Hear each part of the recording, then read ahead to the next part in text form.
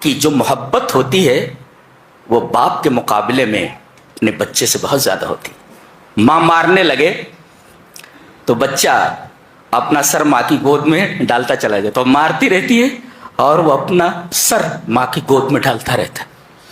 باپ اگر مارے تو بھاگ جاتا ہے، لیکن ماں مارتی ہے تو جتنا مارتی ہے اتنا وہ اپنا سر اپنی ماں کی گود میں ڈالتا ہے۔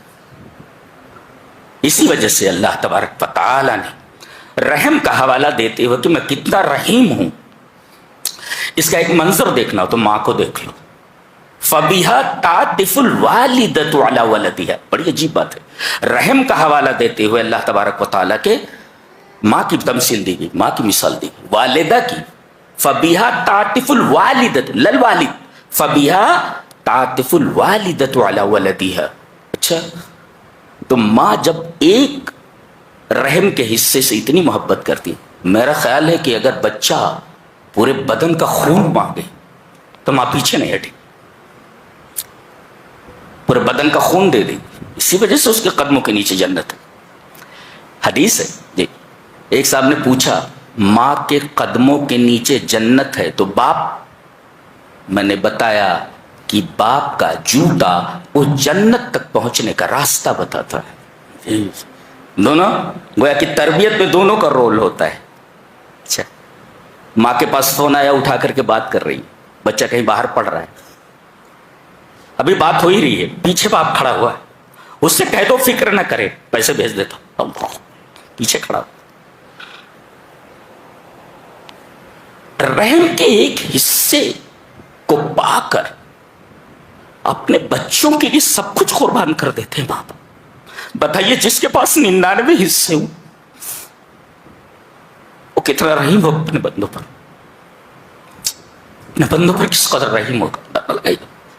اگلا ٹکڑا، رحم کا ایک حصہ دنیا میں ڈال دیا ہے، پھر 99۔ فَإِذَا كَانَ يَوْمُ الْقِيَامَةِ، اب دیکھو مالک یوم الدین، جب قیامت کا دن ہوگا تو اکملها بهذه الرحمہ، اللہ تبارک و تعالی اس رحمت کے ذریعے اپنے رحم کو کامل کرے گا۔ نہیں سمجھ میں آیا؟ 99 ہے نا، تو اب 100 جب ملائیں گے تب نہ مکمل ہوگی عدد 100 کی۔ 100% کب ہوگا؟ 100 کب ہوگا؟ جب یہ حصہ 99 میں ملا لیا جائے گا تو اللہ تبارک و تعالی وہ 99 حصہ جو اس نے اپنے پاس رکھ رکھا ہے، یہ حصہ بھی اس کے ساتھ ملا کر 100 کر لے گا، اور پھر اپنے موحد بندوں جنہوں نے دنیا میں اللہ کے ساتھ شرک نہیں کیا ہوگا، ان 100 حصوں کے ساتھ ان کے اوپر رحم کرے گا۔ لہذا اللہ تبارک و تعالیٰ کی رحمت سے مایوس ہونے کا سوال ہی پیدا نہیں ہوتا۔ شاید آپ نے غور نہیں کیا کہ یہاں پر رحم کے 2 الفاظ لائے، جو صفتیں لائی گئی اور دونوں صفتیں رحمت پر دلالت کرتی ہیں، الرحمن اور الرحیم۔ اس میں نقطہ یہ ہے کہ الرحمن ایک ایسی صفت ہے جو اللہ کی تمام صفتوں میں سے کسی صفت کے ساتھ نہیں آتی، آئے گی تو رحیم کے ساتھ آئے گی، آئے گی تو تنہا آئے گی، اور اگر جڑ کر آئے گی تو صرف صفت رحیم کے ساتھ آتی۔ الرحمن علم القرآن، صفت رحمانیت آئی، تنہا آئی ہے، اور یہاں آئی ہے الرحمن الرحیم۔ یہ جب جڑتی ہے تو صرف رحیم کے ساتھ جڑتی ہے، اور آتی ہے تو تنہا آتی ہے، اللہ کی کسی اور صفت کے ساتھ یہ صفت نہیں جڑتی ہے۔ کون سی؟ الرحمن۔ اب الرحمن اور الرحیم آپ اس کے رحم کا اندازہ لگا سکتے ہیں؟ چلیے ایک حدیث پڑھ لیتے ہیں۔